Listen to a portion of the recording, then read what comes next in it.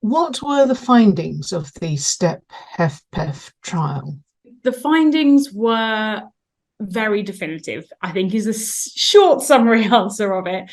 It was statistically significant across the board. So in the KCCQ endpoint, there was an 8-point difference between those in placebo and those who are on semaglutide. So clinically relevant, I think, is about 4 points.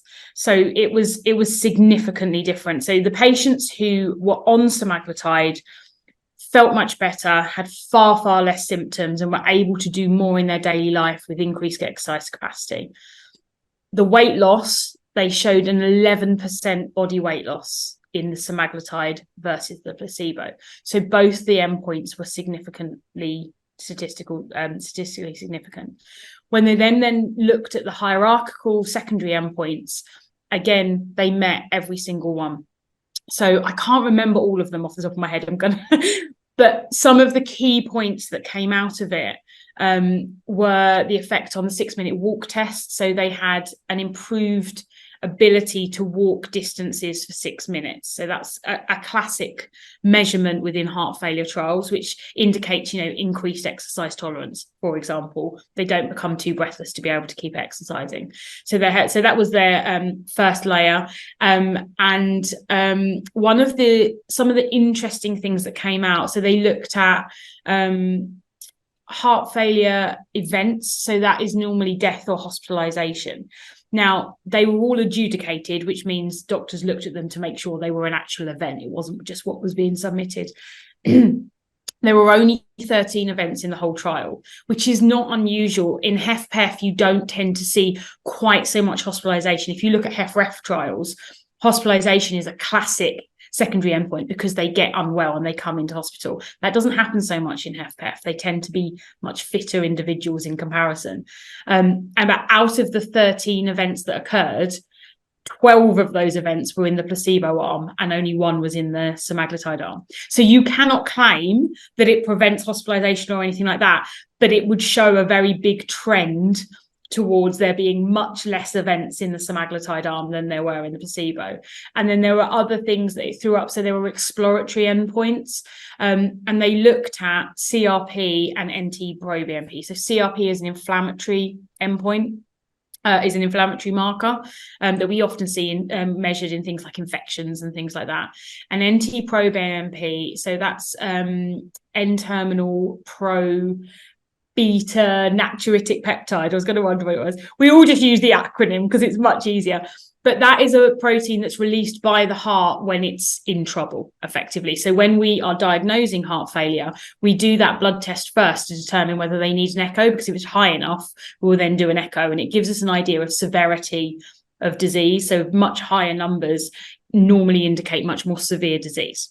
There or thereabouts. It's not a straight line, but it gives you an idea. So they looked at those markers, and in semaglutide, both those markers were significantly lower in the semaglutide treated patients than in the placebo arm.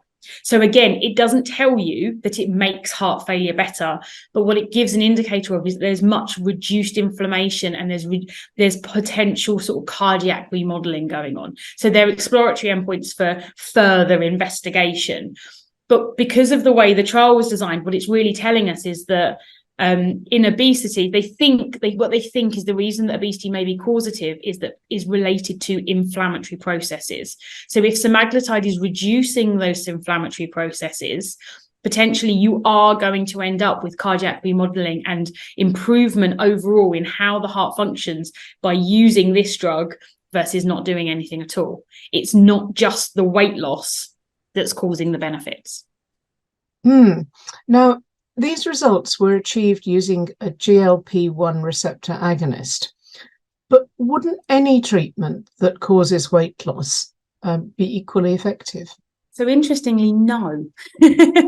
So there have been previous trials in obesity and weight loss programs. So sort of your sort of classic weight loss exercise diet programs, and they didn't show the same. They did show benefit, they did show improvements in quality of life, but nowhere near the same level as what was seen in semaglutide. So we know that losing weight in HFpEF is of benefit. We absolutely know that.